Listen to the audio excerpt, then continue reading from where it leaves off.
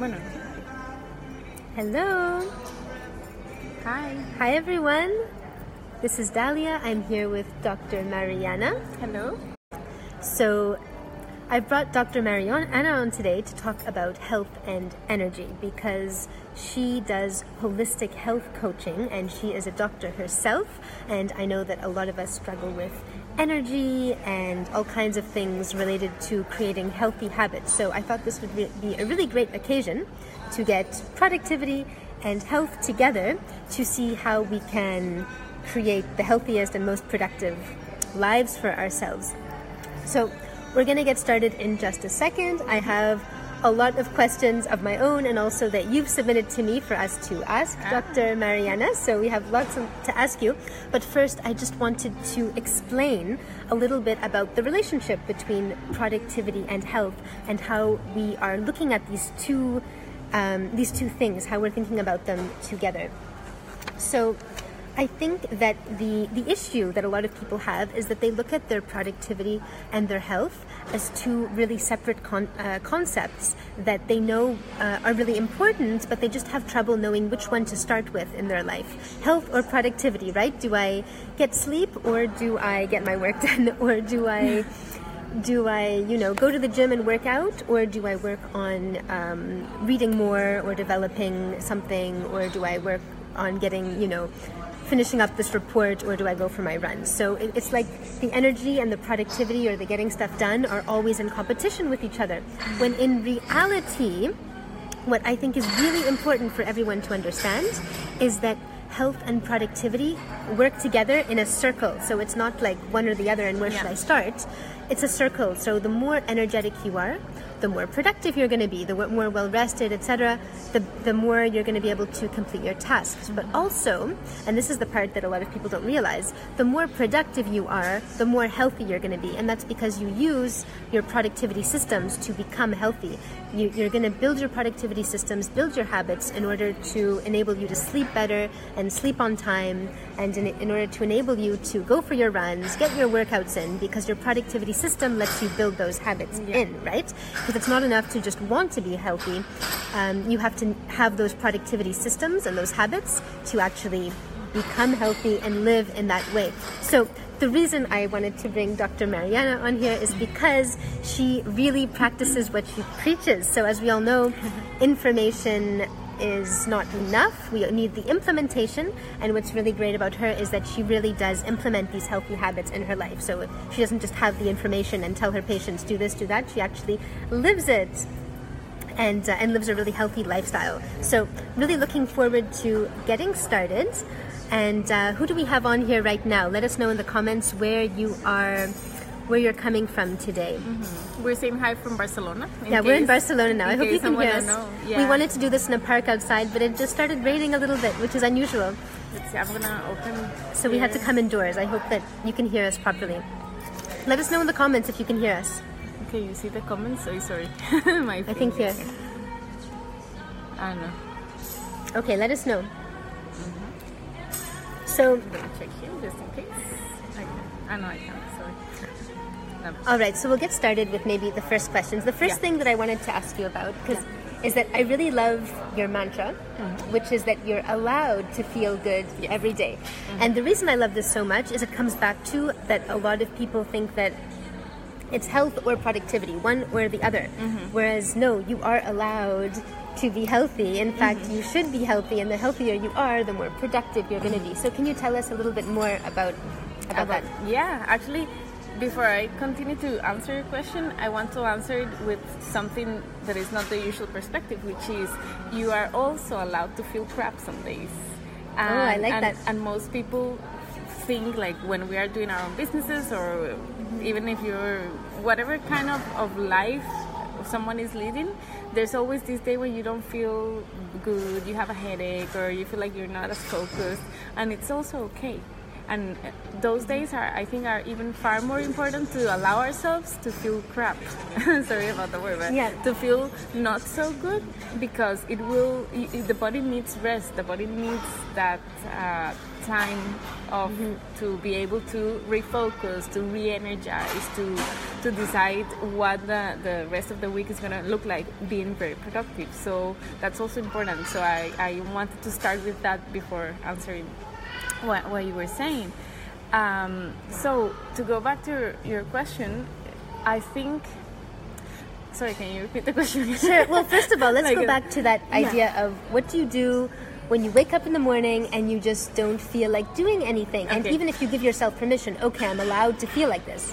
Yeah. But what do you do to make that day not be a waste and to make sure that you don't fall into a vicious cycle of having your whole week be ruined? Yeah, exactly. So, well, that's why I always teach the basics, because when you feel not so good, it means you are missing something in your routine. What is it that you are not doing? Probably you didn't drink enough water yesterday. Maybe you had a special kind of food that affected your stomach, or something that really upsets your body in some way, and we never address that. We think it's just, oh, I have another headache, but that headache comes from somewhere that we didn't do here, like, or maybe a stress, or maybe a problem with a colleague or with a family member or something. So we always need to become aware first. Okay, where is this coming from? If I woke up feeling not so good because of a headache, where is this headache coming from? So the most important thing is first to understand what is it that I didn't do, and then you can fix it. So if I didn't drink all the water that I needed yesterday, maybe I want to do exercise and I didn't hydrate like I should, because you need to hydrate more after you exercise, even if it's just a tiny bit. Then this next day when you have the headache, okay, drink 1 liter of water right away before doing anything else, and probably by mid-morning the headache will be gone. Oh, that's interesting, because I think a lot of people, when they're not feeling good, they don't think it's really about their body. They probably just think it's their emotions, when actually it might be a level down. So I just want to share something with you that might help to visualize this. I haven't put the titles in, but this is the productivity energy pyramid. Nice little drawing here. So basically the bottom level, this would be your energy and your health. So that's the bottom level, and you need to treat that level before you enter the next level, which is your emotions. So I guess some people try to treat the top level or this level directly. This is the mental level here. So we have energy and health, then we have emotions, mental, and then this one is actually spirituality. This is where you have your why and you have your purpose for whatever it is that you're doing. And then I think some people get up in the morning and they're not feeling good about themselves, and they start thinking about, oh God, what's my life purpose? When really they should be thinking about, what do I have to do today? What should I? How much water do I need to catch up on drinking, because I haven't drank enough water yet, or I haven't slept enough, right? So sometimes we get caught up here when we need to treat this part first. Yeah. And once we've treated these parts, then we can go into life purpose and whatnot. Also, it's super interesting because when you treat one, the other three will balance themselves in a way, because you are doing the work, and then you will find that it channels up or down, in the case of the... So all are important, but I think it's important to be aware of all of them, to think, okay, actually, I do have my life purpose. What I really need is as simple as more water. Sometimes we like to maybe overcomplicate things more than they need to be complicated. Definitely. Yeah, I think, as I was saying, if we think of the very, very basics that we all need to stay productive, like I do it myself, I keep learning and finding new things that I have to do myself. I keep forgetting to. So it's something that you have to put reminders around your house, around your work area, because you forget. And it's normal, but you forget. I forget. You probably forget. Everyone forgets. Yeah. So it's to me, it's really helpful to put little post-its on the fridge when I go to the kitchen. So I see a post-it that maybe I wrote a month ago, but it's there. Hey, drink your water, or just a glass. It's somewhere that is uncomfortable for me. I see a glass full of water. So when I see it, it's like, what is this glass doing there? Oh, I have to drink it. Oh, that's good. That kind of thing. So visual reminders. Yes, they really help. So water is one, sleep is the other one. We are always very attached to the phones at night, at bed. So we all need, how do you say it, hygiene, like technology. Bedtime hygiene. Yeah, well, there's bedtime hygiene, but even through the day, because sometimes we go to have lunch and then we grab the phone and we're eating like here. So it's everything very, very on automatic mode, and it's very default, and it's wrong because we're not being mindful. And the balance for working in whether it's health or business it's about that. We have to be there.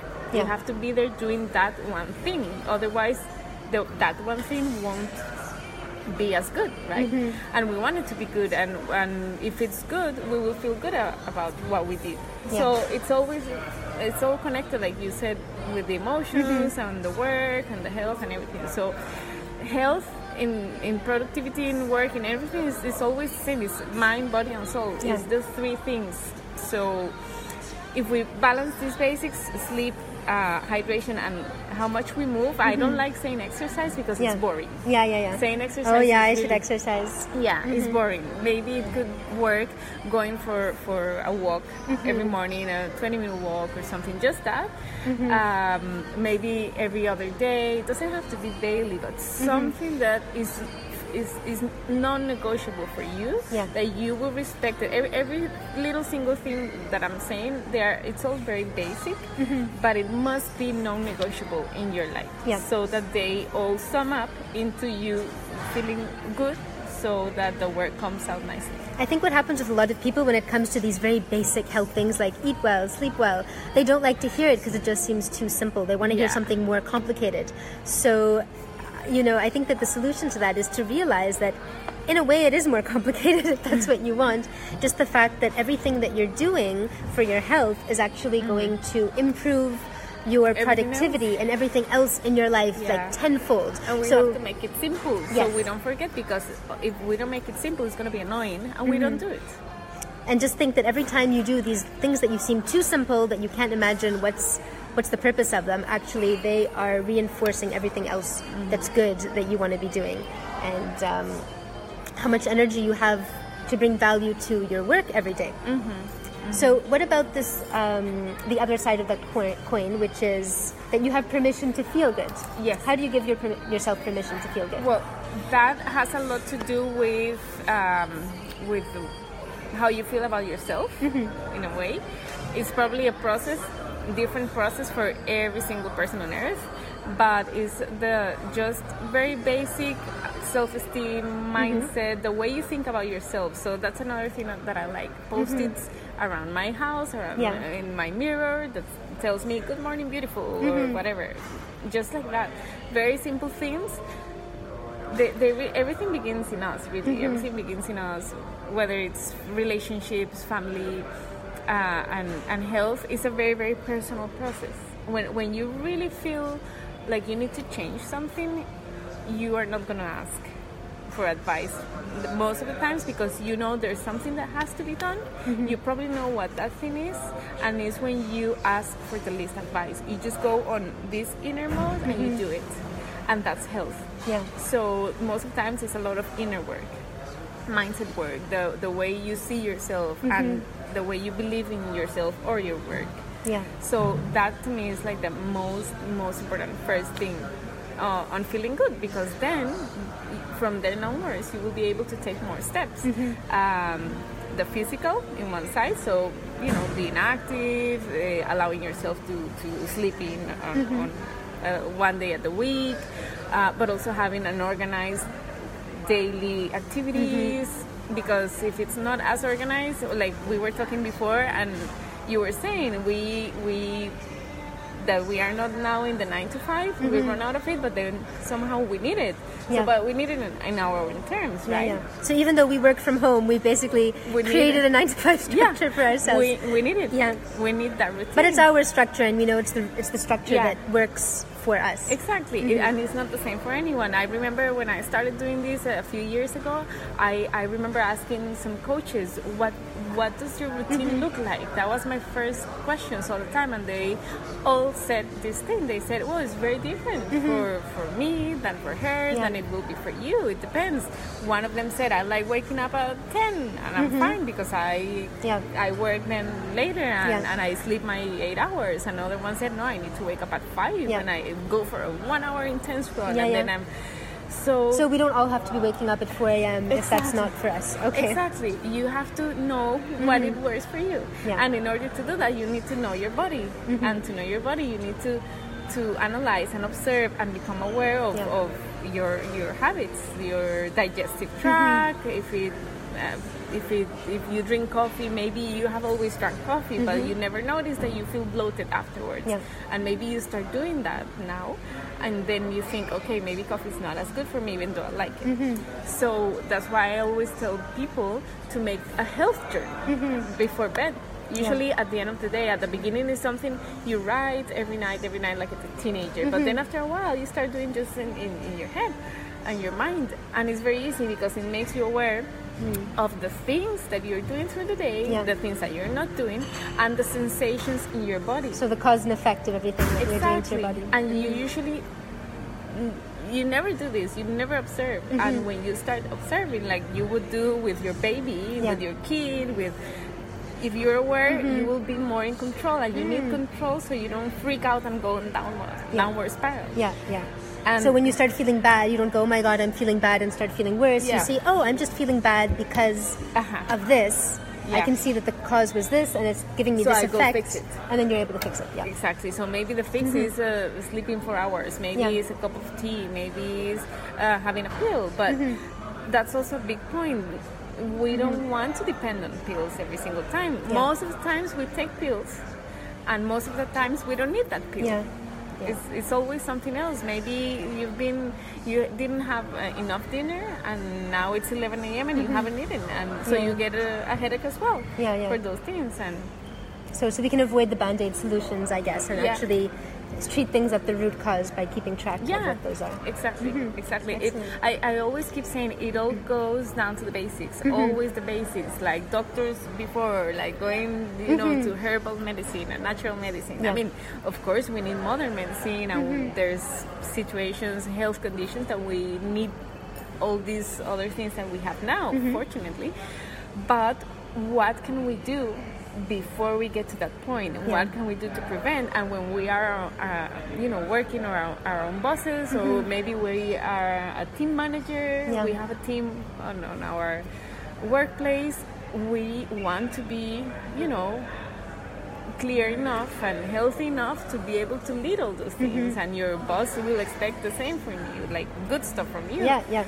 So if for those of you who feel like, oh, I can't be physically active on my lunch break because it'll look weird if I leave the office, or I can't eat healthy in front of my colleagues, or whatever it is, like sacrificing your health for your work life, it's not worth it, because you're not going to give back the results by doing that. So just see how you can include it in your routine.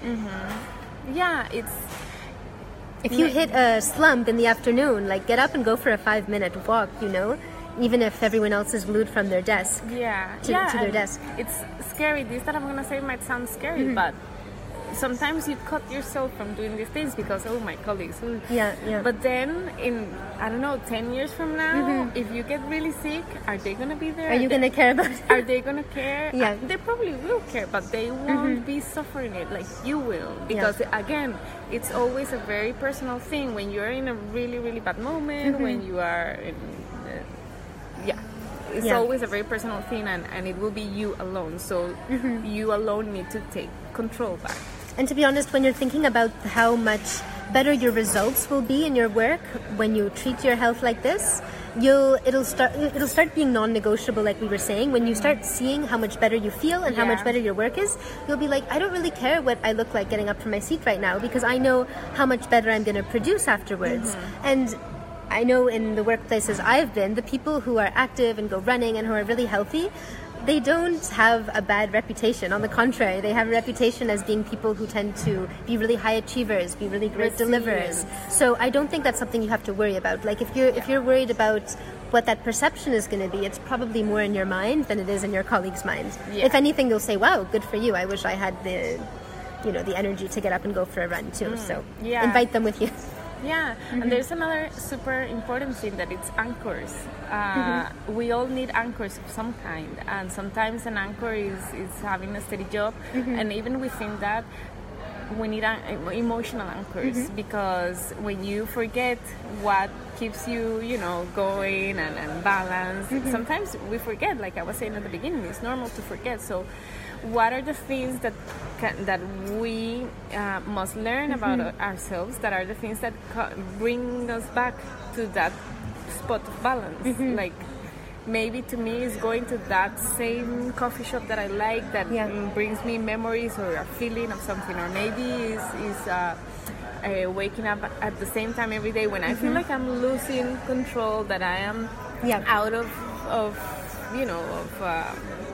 you know what I mean? Yeah, I know exactly what you mean. When you lose this thing, in the very end, it's always about what you are losing control of. So what is something that you can do to grab that control and say, okay, back on track. Okay, so I like that you call those anchors, because from a productivity standpoint, we would probably, like the way of implementing those anchors, we'd probably call them habits or rituals. Right? But it's back to the same. Habits is a boring word. Yeah, nobody likes the words habits, so let's call them rituals or anchors. I really like anchors. Yeah. So the idea is just setting up these automatic things that you do all the time, that you enjoy, that feel good, and that way, when things start to feel out of balance, when you have these rituals set up, and you just automatically go back to them, it just brings you back to that anchor, brings you back to that balance. Even if you forget this ritual, you have it written down. When I remember, and it's still somewhere, I don't have it right here with me, I would have showed it to you, but I have a little notebook, a very, very small notebook, that I wrote down my anchors, and I have them with me, and now I know them, but at the beginning I had no clue. They were coming, and then I was just analyzing again, just going inwards and analyzing, okay, how do I do this? I'm gonna try this today, and maybe next week I need to try something else. But then I take note on what worked for me, what worked better than something else, and then that becomes my anchor. And now I know that that's one of my anchors. You can have many, but most of the times is this stuff, maybe not so many, but this stuff that makes you feel well about things. I think that's a big tip for a lot of you, that I'm sure you already have some anchors in your life, but they're not necessarily conscious for you. So I think that's a big tip that you can take away right now, to already write down what are some of your anchors that maybe you don't even realize you have, and just by writing it down and making it a conscious decision to tell yourself, hey, this is something that's really a good thing in my life that actually helps me, it actually helps to rebalance me. I'm going to turn this anchor into not just something that I kind of like, but a system where every single Monday I'm gonna sit down in this chair and drink my coffee and journal, or let's just say, right? So just think about what your anchors are, write them down, and then these anchors can actually be turned into a system so that you can systematically start to feel better on a daily basis. Here's a funny example that I just remembered.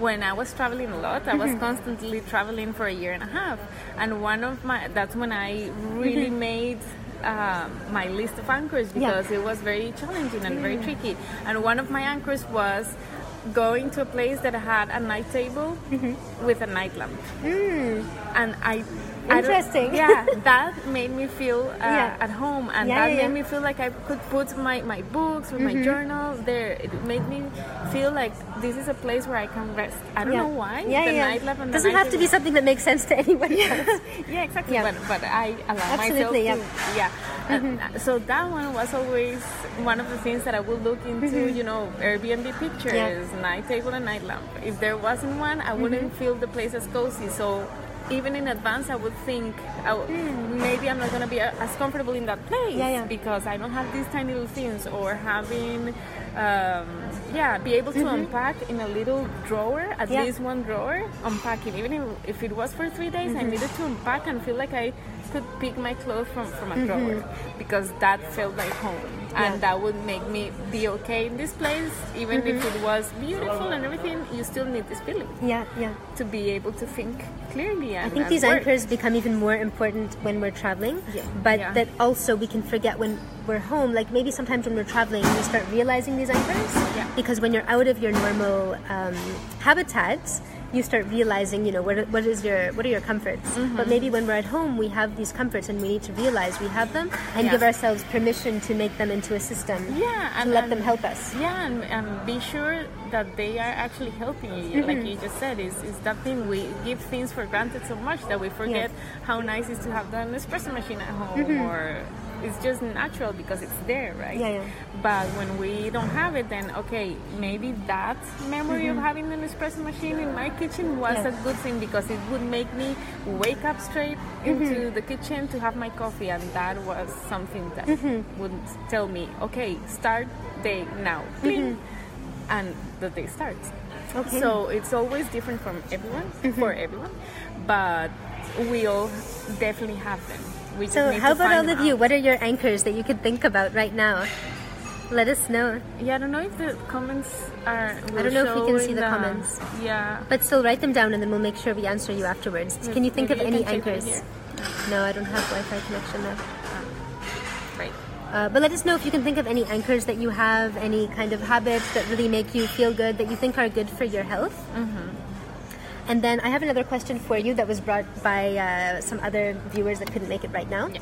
But some of them have chronic illnesses. Yeah. And this creates a big problem for their productivity because it's like, even if they have their whole Unpredictable. productivity system, it's not predictable. They might wake up one morning and their illness is acting up and it's a bad day. So what should they do? How should they stay productive when you're living with a chronic illness? Yeah, well, that is exactly what we were talking about anchors. Because in chronic illness, you have to know the illness very well, and you have to know the processes in your own body so you can recognize when something is coming up. When you don't know that, then you will go out of whack. At the beginning, probably if you have a diagnosis that it has been recently made, then you will have to, like any relationship, a chronic illness at first is well, no, it's always a relationship with your body, and you probably will become more aware of the things that you can do and the things that you can't do. But at the beginning, it's like dating. Getting to know the illness, right? Exactly. And then when you know your anchors and when you know the things that your body is not super okay, when it comes to chronic illness, it's usually mostly pain and inflammation are the things that really make people go unbalanced when chronic illness has a spike. So in those days, you don't know when they are going to come. Maybe sometimes you see a pattern, you find a pattern and you can predict it, but some other times you can't. So you need to be aware, okay, have a plan A and plan B, even plan C. I wouldn't say more than that. When the spike comes, if you were not expecting it, you have to you won't be able to think clearly and properly because you will be in pain and stressed and tense. So you need to just go and grab that paper or that thing where you had plan A written down. So plan A is for the day when the spike hits, right? With chronic illness. Or if you're in somewhere that the plan A cannot happen, then plan B, because maybe one day you'll be at work, some other time you will be at home. So that's the kind of thing you want to have things planned in advance, so you can go to them like an emergency, like your own personal ER pill or thing that procedures, I guess, right? That you can do for yourself. Your own emergency procedures for yourself. Exactly. Before you actually have to go to the ER. Hopefully you don't have to. So that's part of the I think that is so good because that really gives you back control. Sometimes when we have an illness, we feel like, you know, we're just unlucky. We've got this illness. There's nothing we can do. We've given our power away. If the illness flares up, then we're just unproductive. But if you have these plans, it really gives you back control. Over your actions. And also in the process of knowing your chronic illness, you adjust your procedures. You need acceptance. You need acceptance first because it will be very difficult at the beginning to accept that you have this thing that you cannot control, that it will mess with you certain days. You need to accept that before you can come up with your plan. Because if you don't take it as a part of you now, then you will be always very, you know, raged and overwhelmed or angry for life putting you in this position. So your plan won't come from hate. Exactly. It will have to come from love and understanding of your condition. Like a relationship, right? It's the same. It's the Interesting. same. I like that metaphor. It is the same. And for those of you who do have chronic illnesses, you are in a way one step ahead of people who living without chronic illnesses, in the sense that you're getting used to having this relationship with yourself, and that sometimes people who don't have a chronic illness, they don't get used to looking inside and thinking about how they feel. So at least because you have this illness, you're noticing more how you feel than other people, and that can actually give you a lot of productivity it can give you a lot of productivity leverage, in fact, in a way. As long as you're paying attention to how you're feeling and you're writing things down, you're taking notes, and you're creating this emergency procedure. Yeah. Always go back to awareness. Yeah, that awareness. I gave a talk a couple of weeks ago, and it was I told them a few key words at the end of the talk, and one of them was awareness. If we want to take something from this or from anywhere really that we go through our lives, it's always the awareness. Without the awareness, you won't be able to change things or to improve things. The same, when you're working with people, for example, if you're leading them, you need to know all the pieces really well so you can lead them properly. You need to become aware of what the people are like that you're working with.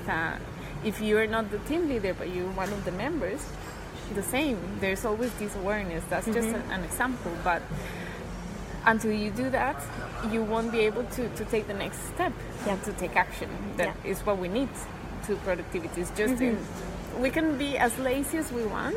We can have all the plans and all the ideas, but until we take action, they will be just ideas. So that's also super important. So awareness. Okay, I have another question that came from someone. This one's from Marielle, who wanted to know what to eat for breakfast. For breakfast, this is an interesting story, because I remember when I was growing up. I mean, I grew up with my parents, and everything was super okay and lovely, but I never wanted to take breakfast. So I remember going to school maybe with a cup of tea because my mom was pushing us to eat something, and I just didn't want to. Then university, I never had breakfast, and to me it was normal. But in the latest years, I shifted that, because I don't know, I slowly with time I started feeling better when I did this early morning thing. So I usually take fruits and yogurt sometimes. I like to make, like a bowl of fruit and yogurt and granola and maybe chia seeds, just that. Or maybe just the yogurt and the seeds without the fruits, and then I'll take the fruit later. Before that, first thing, I forgot to mention this. When I wake up, I like to eat, to have a chamomile tea. Always. Something warm. Even if I don't have chamomile tea for whatever reason, a glass of warm water first. Okay. That's like my alarm. I've heard that one before, with lemon, like hot water with lemon. Yeah, something, but really like warm, not hot, but warm, because that's gonna be the same way that I have the alarm to wake my brain up. The water will wake up the inside, and you need that before you put a massive loads of bacon and fat and egg, because it's only fair. It will make things work better in the long in that day and in the long run too.